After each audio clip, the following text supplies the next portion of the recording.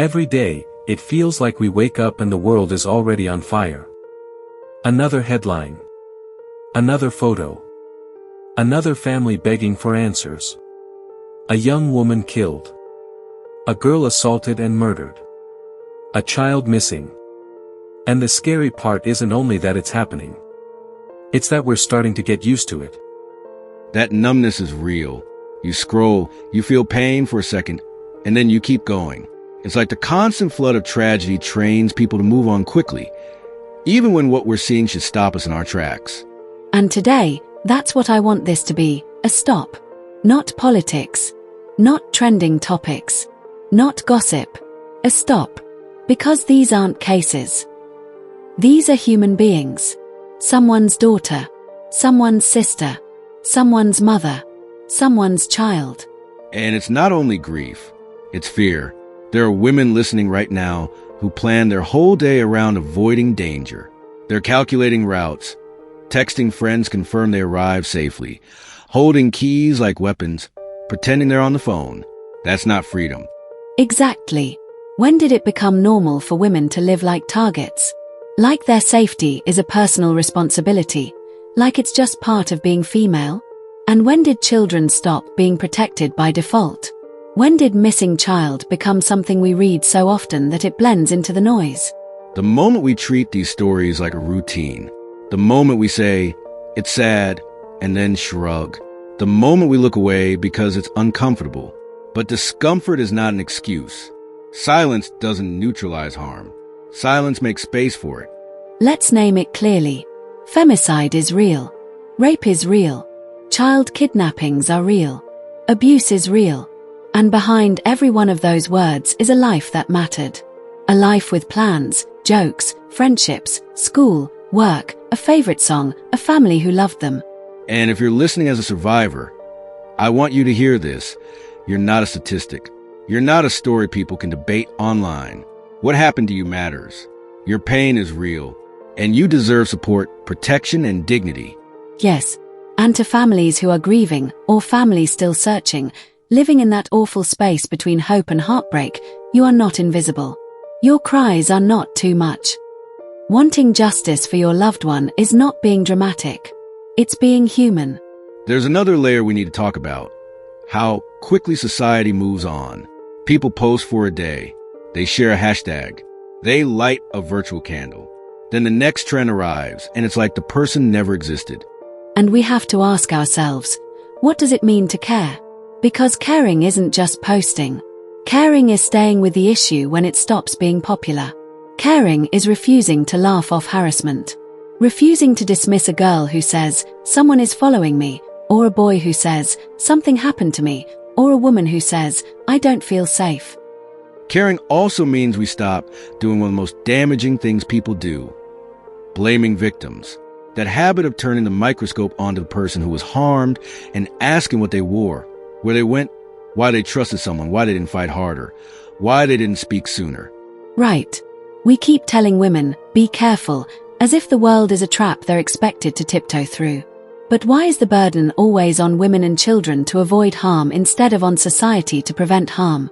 Why aren't we raising people with the message, don't violate others, don't intimidate others, don't exploit someone's vulnerability? And prevention isn't only a personal lesson. It's systems. It's schools. It's families. It's workplaces. It's how communities respond when someone reports a threat. It's whether authorities take it seriously or treat it like drama until it becomes a tragedy. Because when justice is slow, it sends a message. It tells victims, don't bother. It tells families, you'll have to scream to be heard. And it tells offenders, you can get away with it. Justice delayed becomes another kind of violence. Not only did something terrible happen, but then the aftermath becomes a marathon of paperwork, interviews, blame, rumors, and waiting. And people call that the process. Like families aren't bleeding while it happens. We also need to talk about how predators are protected. Sometimes it's because they're powerful. Sometimes because they're famous. Sometimes because they're a good guy in public. Sometimes because they're a relative, a family friend, a respected person in the community. And people would rather protect the image than protect the vulnerable. That's where the culture breaks. When loyalty becomes more important than truth, when reputation is treated as more valuable than a person's safety, when families pressure victims to stay quiet to avoid shame, while the real shame belongs to the one who caused harm. And to anyone listening who thinks, I don't want to get involved, I need you to sit with this. Staying silent doesn't keep you out of it. It just means you're choosing the side that lets the harm continue. Silence is not harmless. Let's speak directly to men for a moment, because there are men listening who are tired too, angry too, and they don't want to be lumped in with offenders. So here's the truth. Being a man is not proven by control, intimidation, threats, or violence. That's not strength. That's insecurity with permission. Real masculinity looks like respect. It looks like believing women. It looks like calling out a friend who makes predatory jokes.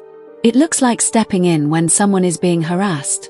It looks like not waiting for a woman to be hurt before you decide to care. And it looks like doing the unglamorous work. Learning consent, practicing empathy, managing anger, rejecting entitlement, and understanding that no one owes you access to their body, their time, their attention, or their life. For communities and authorities, the message is simple. Protection can't be optional. Accountability can't be selective. And justice cannot depend on whether a story goes viral.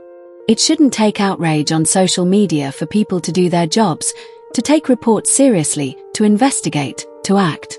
Because when a society can't protect women and children, it's more than a safety issue. It's a humanity issue. It means empathy is eroding. It means cruelty is being tolerated. It means the vulnerable are being treated as disposable. And I want to challenge the listener with something difficult but necessary.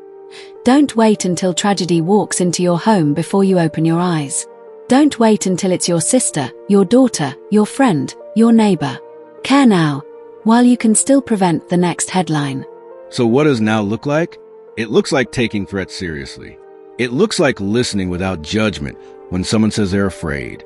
It looks like teaching children about boundaries and body autonomy in age-appropriate ways. It looks like supporting survivors instead of interrogating them. It looks like reporting and following through. It also looks like resisting the normalization. No more brushing off harassment as flirting. No more calling abuse relationship problems. No more asking, why did she go there? Instead of asking, why did someone feel entitled to harm her? And if you're someone who feels helpless, like the problem is too big, remember this. Culture is built from small permissions. Every time we excuse a predator, we give permission. Every time we laugh at a degrading joke, we give permission. Every time we dismiss a warning sign, we give permission. But the opposite is true too. Every time we speak up, we remove permission. Every time we protect someone, we change what's acceptable. Every time we demand consequences, we shift the environment from one that hides harm to one that confronts it. To the woman listening who has learned to shrink herself for safety, who has learned to doubt her instincts to avoid being called paranoid, please trust yourself. Your caution isn't weakness. It's wisdom you were forced to develop. And you deserve a world where you don't have to carry that burden alone. To every young girl listening, you deserve to grow up in a world that celebrates your life, not one that constantly warns you to defend it. You deserve to walk freely. You deserve to dream loudly. You deserve to come home safely. And to everyone listening, across genders and ages, this is not someone else's problem. This is the measure of who we are, whether we protect the vulnerable or mourn them after it's too late. Enough is enough.